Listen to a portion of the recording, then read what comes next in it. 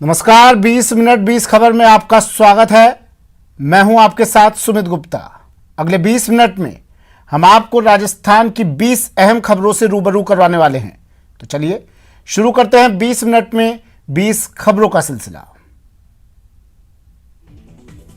अपनी आन बान और शान के लिए पूरी दुनिया में विख्यात मरुधरा शर्मसार है। अगर यकीन नहीं हो तो देखिए इन तस्वीरों को जो भरतपुर से आई है, जहां कुछ लोग नशे में धुत एक युवती की बीच सड़क पर पिटाई कर अपने मर्द होने का सबूत दे रहे हैं। माना जा रहा है कि युवती शराब के नशे में धुत थी और लोगों से बेवजह उलझ भी रही थी, लेकिन आखिरकार उसकी इस तरह से बेरहमी से पिटाई का हक किसने दिया? न देश का कानून इसकी अनुमति देता है और न ही समाज के कायदे। लेकिन भरतपुर में ये सब कुछ हुआ। पुलिस के सामने ही सरेआम पिटाई कर कानून की धज्जियां उड़ाई गईं, तो वहीं एक बेबस युवती की सरेआम पिटाई ये बता रही थी कि ये हमारे समाज में मर्दानगी बस इसी काम के लिए बची है।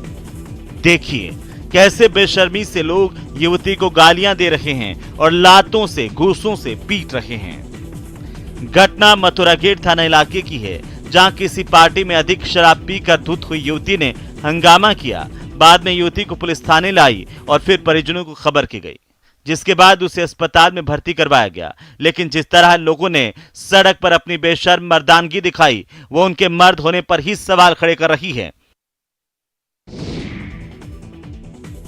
कोई सोच भी नहीं सकता था कि जिस पत्नी ने अपने पति की मौत की जानकारी पुलिस को दी थी, वही हत्यारी निकलेगी। लेकिन जांच के दौरान पुलिस को जब शक हुआ और कड़ाई से पूछताछ की गई तो दीपा टूट गई, जिसके बाद पुलिस को जितेंद्र की मौत की गुत्थी सुलझाते देर नहीं लगी। ये मामला भरतपुर के नगर कस्बे के दरगन कॉलोनी का है, जहां पुलिस को फल विक्रेता जितेंद्र सैनी की मौत की खबर मिली। जितेंद्र की मौत की सूचना उसकी पत्नी दीपा ने ही दी थी। जब पुलिस मौके पर पहुंची तो लहूलुहान हालत में जितेंद्र का शव मिला था। मृतक जितेंद्र के भाई ने नगर थाने में हत्या का मुकदमा दर्ज करवाया और जितेंद्र की पत्नी पर हत्या के आरोप लगाए, जिसके बाद पुलिस ने दीपा को पूछताछ के लिए बुलाया। पहले तो दीपा बयान पर बयान बदलती रही, लेकिन आखिरकार उसने इकबाल जुर्म कर ही लिया। पुलिस के मुताबिक जितेंद्र की शराब पीकर दीपा को पीटने की आदत ने दीपा को विद्रोही बना दिया। 21 मार्च को भी जितेंद्र ने जब क्रूरता की हदें पार कर दी तो दीपा ने खौफनाक कदम उठा लिया। दीपा ने रात में सब्जी में नींद की गोलियां मिला दी, जिसे खाने के बाद जितेंद्र गहरी नींद में सो गया और फिर दीपा ने पहले कपड़े से मुंह, नाक और गला दबाया, फिर चाकू से वार कर उसकी हत्या कर दी। भ्रष्टाचार के खिलाफ अभियान में पाली एसीबी ने बड़ी सफलता हासिल करते हुए नागौर में जिला परिषद में चल रहे रिश्वतखोरी के खेल का खुलासा किया और बाबू सुरेश कुमार के साथ उसके सहयोगी वीरेंद्र सांगवा को 94,000 की रिश्वत लेते गिरफ्तार किया गया। हालांकि एक अन्य आरोपी मौके से फरार होने में कामयाब रहा। पाली एसीबी के एएसपी महिपाल चौधरी ने बताया कि हरियाणा के रमेश पाल ने रिश्वत को लेकर परिवाद दिया था, जिसमें एक ग्राम पंचायत में 20 टांके और सीसी ब्लॉक के कार्य की वित्तीय मंजूरी के एवज में 90,000 रुपए की रिश्वत मांगी गई थी, जिसका सत्यापन एसीबी ने 8 मार्च को ही कर लिया था। लेकिन आरोपी सुरेश कुमार बेहद शातिराना तरीके से परिवादी को अटकाता रहा। लेकिन बुधवार को उसने 2% के हिसाब से कमीशन के 94,000 रुपए जैसे ही लिए, एसीबी की टीम मौके पर पहुंच गई। आरोपी बाबू ने अपने मित्र वीरेंद्र सांगवा की स्कॉर्पियो में रिश्वत की राशि सीट के नीचे डाल दी, जहां से एसीबी ने रुपए बरामद कर आरोपी बाबू सुरेश कुमार और सहयोगी वीरेंद्र सांगवा को गिरफ्तार कर लिया। बात कहां से शुरू हुई ये तो किसी को पता नहीं चला, लेकिन देखते ही देखते चलती बस ही अखाड़े में तब्दील हो गई। बस में हुआ दंगल अब सोशल मीडिया पर वायरल हो रहा है। जानकारी के मुताबिक वीडियो करौली के हिंडौन सिटी का है। बताया जा रहा है कि हिंडौन सिटी से जयपुर जा रही रोडवेज बस में अचानक महिला कंडक्टर और एक यात्री में कहासुनी शुरू हो गई। कहासुनी तक तो बात ठीक थी, लेकिन ये बढ़ते बढ़ते मारपीट तक पहुंच गई। बस में सवार दूसरे यात्री दोनों को रोकने की भरपूर कोशिश कर रहे हैं, लेकिन दोनों किसी की बात सुने तब तो महिला कंडक्टर ने चप्पल निकाली तो जनाब भी कहां कम थे, उन्होंने भी अपने जूते निकाल लिए। इस बीच महिला ने यात्री के कंधे से गमछा खींच लिया और एक थप्पड़ भी रसीद कर डाला। बाद में लोगों ने यात्री को बाहर उतारा, तब जाकर ये मामला शांत हुआ। हालांकि न्यूज 18 इस वीडियो की पुष्टि नहीं करता है। जैसलमेर के 80,000 किसानों का 18 सालों से जमीन मिलने का सपना भले ही अधूरा है, लेकिन प्रशासन ने 40,000 बीघा जमीन सोलर कंपनी को देने की पूरी तैयारी कर ली है। मामला मोहनगढ़ नहरी इलाके का है, जहां ग्रामीणों के विरोध के बावजूद प्रशासन और सरकार सोलर कंपनी को जमीन देने को लेकर अडिग है। मोहनगढ़ नहरी क्षेत्र में उप निवेशक विभाग की ओर से ये प्रस्ताव तैयार करवाए गए हैं। तर्क ये दिया जा रहा है कि ये जमीन बारानी है, यहाँ पर पानी नहीं पहुँच सकता, लेकिन ग्रामीणों का कहना है कि क्यों न इस जमीन को चक प्लान में ले लिया जाए। यदि ऐसा भी नहीं किया जा सकता तो बारानी भूमि भी आवंटित की जा सकती है, ताकि किसान बारिश के पानी से ही खेती कर सके। लेकिन जैसलमेर के राजनेता किसानों की सुन नहीं रहे हैं। 18 सालों से भूमिहीन किसान इंतजार कर रहे हैं और उनकी सुध लेने वाला कोई नहीं है। उत्तर पश्चिम रेलवे का जोधपुर मंडल पहली इलेक्ट्रिक ट्रेन चलाने को तैयार है। संरक्षा आयुक्त के निरीक्षण के बाद कभी भी मंडल के जोधपुर मारवाड़ जंक्शन के बीच पहली इलेक्ट्रिक ट्रेन दौड़ सकती है। इसके साथ ही इस रेलखंड पर लगाए गए तारों में करंट प्रवाहित किया गया है। डीआरएम ने पूर्व निरीक्षण कर तैयारियों का जायजा लिया। निरीक्षण के बाद मंडल रेल प्रबंधक गीतिका पांडे ने कहा है कि जोधपुर लुणी मारवाड़ जंक्शन खंड इलेक्ट्रिक ट्रेन संचालित करने के लिए करीब तैयार है।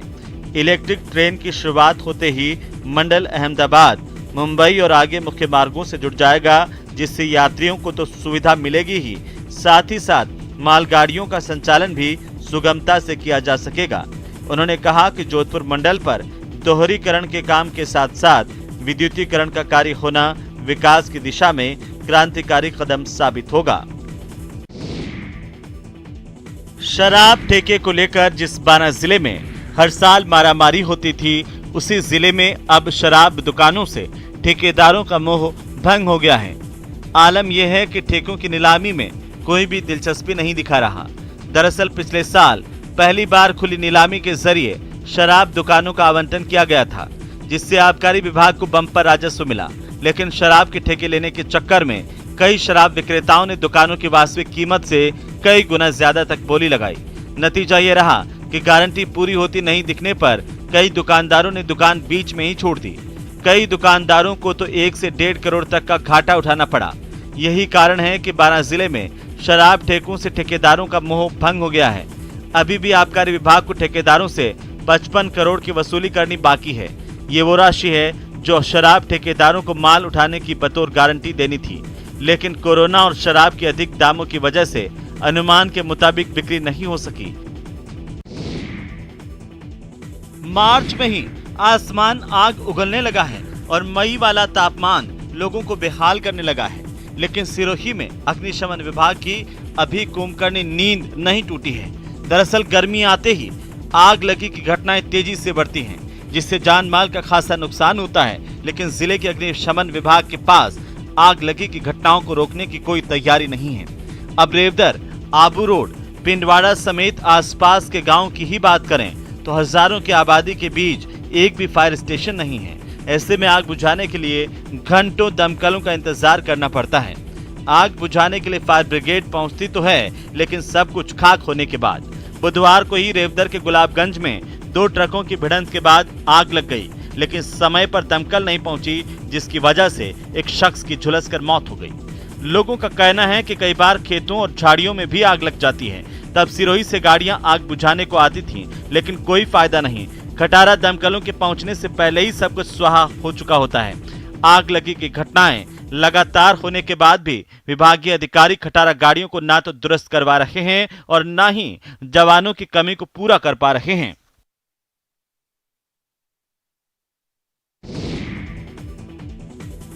राजसमंद जिले में इस बार गर्मी ने समय से पहले ही अपने तीखे तेवर दिखा दिए हैं। शहर के तापमान में अचानक उछाल आ गया। 16 मार्च के बाद से शहर का तापमान 40 डिग्री को पार कर गया है। मौसम के जानकारों की माने तो गर्मी में पिछले 7 दिनों में अप्रत्याशित रूप से वृद्धि हुई है।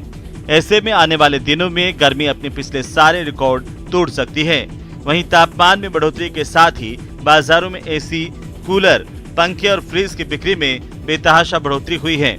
राजसमंद जिले में करीब 200 से अधिक छोटी बड़ी दुकानें हैं, जिनमें पिछले 7 दिनों में करीब 10 करोड़ रुपए के उत्पादों की बिक्री हो चुकी है। व्यापारियों को उम्मीद है कि गर्मी के आगामी दिनों पर गर्मी परवान पर होगी, जिससे कि बाजार में बिक्री का बूम आएगा। गर्मी के तीखे तेवर ने इलेक्ट्रॉनिक्स आइटम के व्यापार में इजाफा तो कर दिया है, लेकिन ये तय है कि आने वाले दिनों में भीषण गर्मी लोगों के पसीने जरूर छुड़ाएगी। शायद ही कोई ऐसा खुशनसीब होगा जिसका मोबाइल फोन खोने के बाद वापस मिला हो। लोग थाने में मोबाइल खोने की रिपोर्ट दर्ज करवाकर भूल जाते हैं और पुलिस भी उस रिपोर्ट को रद्दी की टोकरी में फेंक देती है। लेकिन जोधपुर पुलिस कमिश्नरेट की डीसीपी साउथ वंदिता राणा ने एक मुहिम चलाकर वो कर दिखाया जिसके बारे में लोग सोच भी नहीं रहे थे। उन्होंने एक खास मुहिम चलाकर विभिन्न थानों में दर्ज मोबाइल गुमशुदगी की रिपोर्ट इकट्ठी की और एक टीम बनाकर कार्रवाई करने के निर्देश दिए। नतीजा 1 महीने के अंदर करीब 314 मोबाइल फोन ट्रेस कर बरामद किए गए और अब ये मोबाइल फोन उनके मालिकों को लौटाए जा रहे हैं। दरअसल पुलिस मोबाइल फोन खोने के मामले में चोरी के मामले दर्ज न कर गुमशुदगी के मामले दर्ज करती थी, लेकिन 4 महीने पहले जोधपुर पुलिस कमिश्नरेट में एक आदेश जारी कर सभी थानों को ये निर्देशित किया गया कि मोबाइल चोरी के मामले में चोरी की रिपोर्ट दर्ज की जाए। पिछले 1 महीने में जो भी पिछले 1 साल के फ़ोन जिनकी भी गुमशुदगी दर्ज थी पूरे वेस्ट एरिया के अंदर समस्त थानों में, उनको ट्रैक करने के प्रयास किए गए। सभी को ट्रैक करने के प्रयास करने के बाद हमारी पूरी टीम के द्वारा 314 फ़ोन जो हैं वो रिकवर किए गए हैं। कहने को तो सरकार खाद्य सुरक्षा योजना के तहत हर जरूरतमंद को राशन मुहैया करवाने का दावा कर रही है, लेकिन अलवर जिले के रामगढ़ इलाके के टीकरी गांव में कई महिलाओं को 2 सालों से खाद्य सुरक्षा योजना का राशन नहीं मिला है, जिसके बाद महिलाओं ने एसडीएम से राशन दिलवाने की गुहार लगाई। महिलाओं का आरोप है कि पहले उन्हें राशन मिलता था, लेकिन अब राशन डीलर के पास जाते हैं तो वो कहता है कि उनका नाम खाद्य सुरक्षा योजना से काट दिया गया है। महिलाओं का आरोप है कि डीलर और सरपंचों की मिलीभगत से गरीब लोगों के नाम काट दिए गए हैं और उनकी जगह चहेतों के नाम जोड़ दिए गए हैं। महिलाओं का कहना है कि जब से राशन मिलना बंद हुआ है तब से परिवार का पालन पोषण करना भारी पड़ रहा है, जिससे परेशान होकर उन्हें एसडीएम साहब के पास आना पड़ा, लेकिन यहाँ से भी कोई संतोषजनक जवाब नहीं मिला है। ऐसे में अब कहाँ जाएं, उन्हें नहीं सूझ रहा है।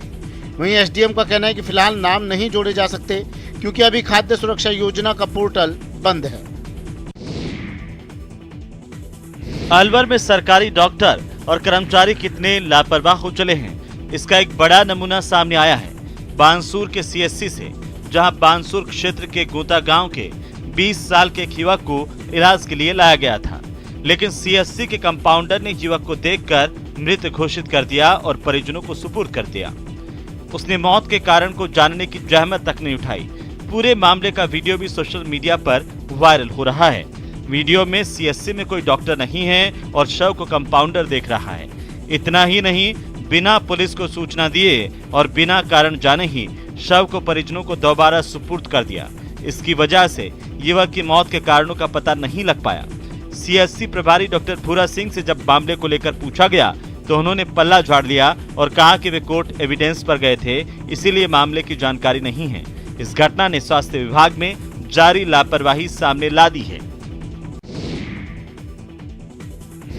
गर्मी का दौर शुरू होने के साथ ही कोटा के एमबीएस अस्पताल के मोर्चरी के बाहर मृतकों के परिजनों समेत अन्य लोगों को पाने के लिए इधर उधर भटकना पड़ रहा है। अस्पताल प्रशासन की लापरवाही का अंदाजा इस बात से लगाया जा सकता है कि यहां वाटर कूलर होने के बावजूद भी गम में डूबे लोगों को पानी तक उपलब्ध नहीं हो पा रहा। पिछले 10 दिनों से यहां पर लगा वाटर कूलर सूखा पड़ा हुआ है। मोर्चरी पर पीने के पानी की व्यवस्था नहीं होने से यहां आने वाले पीड़ित परिजन, पुलिसकर्मी, एम्बुलेंस चालक और कर्मचारी पेयजल की समस्या से जूझ रहे हैं। मोर्चरी पर कार्यरत कर्मचारी जगदीश कुमार का कहना है कि पानी की समस्या को लेकर अस्पताल प्रशासन को कई बार अवगत करवाया जा चुका है, लेकिन पाइपलाइन के कार्य के चलते 10 दिनों से यहां पर पानी की सप्लाई बंद है। यहाँ के अंदर वाटर कूलर तो लगा हुआ है इसमें पोस्टमार्टम रूम के पास में, लेकिन इसमें पानी नहीं आता तो लोग यहाँ पर आते हैं पानी पीने के लिए इधर उधर भटकना पड़ता है। अंदर जाने के बाद हाथ धोने की परेशानी आती है।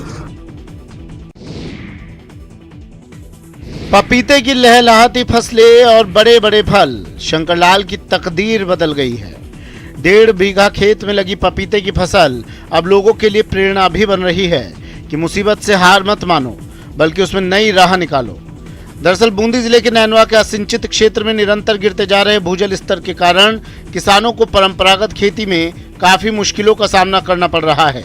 ऐसे में किसान शंकर लाल ने पारंपरिक खेती की बजाय फल फूलों और सब्जियों की खेती में अवसर तलाशे। उन्होंने कृषि अधिकारियों की सलाह पर पपीते की उन्नत तकनीक से खेती की ट्रेनिंग ली और अपनी 1.5 बीघा जमीन में पपीते के 250 पौधे लगाए। शंकर लाल ने खेती में जमकर मेहनत की और अब उस मेहनत का परिणाम भी दिखने लगा है। अब हर रोज 1 क्विंटल के आसपास पपीता निकल रहा है, जो बाजार में 20 से 22 रुपए प्रति किलो बिक रहा है। ऐसे में शंकर लाल को 1 साल में ही पपीते की खेती से 2 लाख रुपए की आमदनी की उम्मीद है। कोरोना काल में नौकरी चली गई, लेकिन हिम्मत नहीं हारी और तैयार कर डाली अनोखी साइकिल। भीलवाड़ा के युवा इंजीनियर ने इस बढ़ती महंगाई में ऐसी ई साइकिल बनाई है जो सिर्फ 10 पैसे के खर्च में 1 किलोमीटर चलती है। बैटरी वाली ई साइकिल को पैडल मारकर भी चलाया जा सकता है। 15 से ज्यादा उम्र के लोग इसे आसानी से चला सकते हैं। बिजौलिया के रहने वाले इंजीनियर वीरेंद्र कुमार प्रजापत ने बताया कि वो कोरोना के लॉकडाउन से पहले जयपुर की एक बाइक डिजाइन करने वाली कंपनी में काम करते थे। इस कोरोना काल में उनकी भी नौकरी चली गई, जिसके बाद घर पर ही साइकिल बनाने का काम शुरू किया। ई साइकिल की खास बात यह है कि 12 वोल्ट की बैटरी के डिस्चार्ज होने पर इसे पैडल मारकर भी चलाया जा सकता है। बुलेट बाइक जैसी सीट भी बनाई गई है। साइकिल में एक कंट्रोलर लगा हुआ है। 30 किलोमीटर प्रति घंटे की रफ्तार से चलने वाली साइकिल की स्पीड को कम और ज्यादा किया जा सकता है। बैटरी को चार्ज करने में 2 घंटे का समय लगेगा। यूपी में चुनाव प्रचार के दौरान जो राम को लाए हैं, हम उनको लाएंगे। यूपी में फिर से भगवा फहराएंगे। ये वाला गाना खूब चर्चाओं में रहा। चुनाव में भगवा फहराया भी और बीजेपी को प्रचंड बहुमत मिला, जिसके बाद इस गाने के गायक कन्हैया मित्तल की जोरदार चर्चा हो रही है। न सिर्फ श्रीगंगानगर और राजस्थान में, बल्कि उत्तर प्रदेश में भी कन्हैया मित्तल चर्चा के केंद्र बिंदु बने हुए हैं। अब उनकी पहचान एक भजन गायक के साथ साथ राम भक्त के तौर पर भी खास तौर से होने लगी है। उत्तर प्रदेश के मुख्यमंत्री योगी आदित्यनाथ भजन गायक कन्हैया मित्तल से काफी प्रभावित हुए और उनसे मुलाकात की।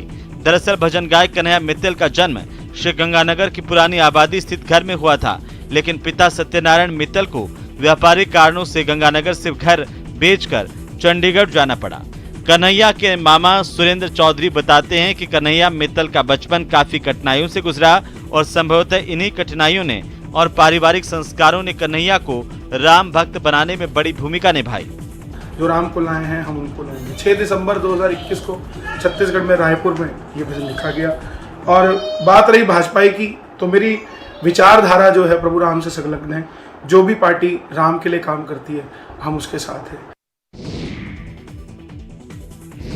हमारा देश आस्था और परंपराओं वाला देश है। जाहिर है ऐसी कई चमत्कारी कहानियां हैं जिन पर सहसा विश्वास कर पाना कठिन होता है। ऐसा ही चमत्कार पाली के भाटूंद गांव में स्थापित शीतला मंदिर से जुड़ा है। मंदिर की इस चमत्कारी ओखली को देखिए, जो सिर्फ 1 फीट गहरी और 6 इंच चौड़ी है, लेकिन लाखों लीटर पानी गटक जाती है तब भी नहीं भरती। लेकिन पूजा अर्चना कर मंदिर के पुजारी जैसे ही पंचामृत की कुछ बूंदे डालता है, ओखली का पानी बाहर आ जाता है। यकीन नहीं हुआ ना? लेकिन अपनी आंखों से खुद देख लीजिए। माथे पर पानी भरे बर्तन लिए महिलाओं की लंबी कतार जो इस ओखली को भरने आई है। लेकिन ये क्या, सारे बर्तनों का पानी खाली होता जा रहा है और ओखली नहीं भर रही है। ओखली को साल में 2 बार, एक तो शीतला सप्तमी और दूसरा ज्येष्ठ महीने की पूर्णिमा को खोला जाता है, जिसमें भाटूंद गांव की महिलाओं के साथ आसपास की सैकड़ों महिलाएं सर पर कलश धारण कर दिन भर ओखली में पानी डालती हैं, लेकिन ओखली है कि भरती ही नहीं है। पूरे प्रदेश में शीतला सप्तमी का पर्व बड़े ही हर्षोल्लास के साथ मनाया गया। इस पावन पर्व पर प्रतापगढ़ के शीतला माता मंदिर में व्रती महिलाओं की भारी भीड़ उमड़ी। व्रती महिलाओं ने माता को ठंडे व्यंजनों का भोग लगाया और सुख समृद्धि की कामना की। ऐसी मान्यता है कि होली के 7वें दिन शीतला सप्तमी का ये पर्व मनाया जाता है। इस दिन ठंडा भोजन खाने की परंपरा है। हिंदू मान्यताओं के अनुसार इस दिन किसी भी घर में चूल्हा नहीं जलाया जाता। प्रतापगढ़ में भी महिलाओं ने एक दिन पहले अपने घरों पर व्यंजन बनाए और शुभ मुहूर्त में पूजा की थाली लेकर शीतला माता मंदिर पहुंची, जहां पूरी आस्था श्रद्धा के साथ पूजा अर्चना की और फिर बासी व्यंजनों का भोग लगाया। माता की पूजा अर्चना और भोग लगाने के बाद ही व्रत खोलने की परंपरा है। ऐसा माना जाता है कि शीतला माता के पूरे मनोयोग और आस्था के साथ पूजन से सभी कष्ट दूर होते हैं, बीमारियों का नाश होता है और सभी निरोगी रहते हैं। जयपुर के जवाहर कला केंद्र में चल रहे कला महोत्सव रंग राजस्थान में अभिनय की नई ऊंचाइयां देखने को मिल रही हैं। बुधवार को भी लोगों ने जवाहर कला केंद्र के कृष्णायन में नाटक नीली परछाइयां के जरिए मानवीय संवेदनाओं से संवाद किया।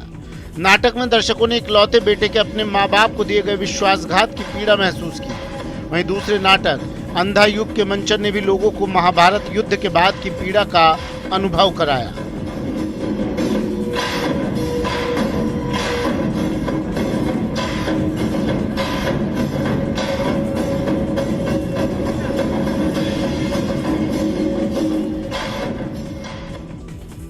डॉक्टर धर्मवीर भारती के लिखित इस नाटक में गांधारी की पीड़ा दिखाई गई है कि किस प्रकार एक युद्ध ने 100 पुत्रों वाली मां को पुत्रहीन कर दिया। तभी तो दुखी मां स्वयं को रोक नहीं पाती है और श्री कृष्ण को श्राप दे डालती है। नाटक में अश्वत्थामा के किरदार में मोहम्मद शाहनवाज थे, जिन्होंने अपने अभिनय से दर्शकों की खूब तालियां बटोरी। 2 वर्षों के कोरोना काल के बाद फिर एक बार फिल्म इंडस्ट्री के कदम परमाणु नगरी पोखरण की तरफ बढ़ने लगे हैं। ऐतिहासिक बालागढ़ फोर्ट में इन दिनों असम से आई टीम फिल्म के सीन और गीतों की शूटिंग कर रही है, जिससे फोर्ट में खासी रौनक नजर आ रही है। शूटिंग की जानकारी मिलने पर कई कस्बेवासी भी शूटिंग देखने के लिए पहुंचे और कलाकारों के साथ सेल्फी लेते नजर आए। असम के उभरते सितारे मॉडल राजकुमार और अलस्मिता ने फिल्मों की शूटिंग की। इस दौरान असमी भाषा में तुमार मोरोमो गीत का फिल्मांकन किया गया। कई घंटों तक शूटिंग चलती रही। फोर्ट घूमने आए पर्यटकों ने भी शूटिंग का लुत्फ उठाया।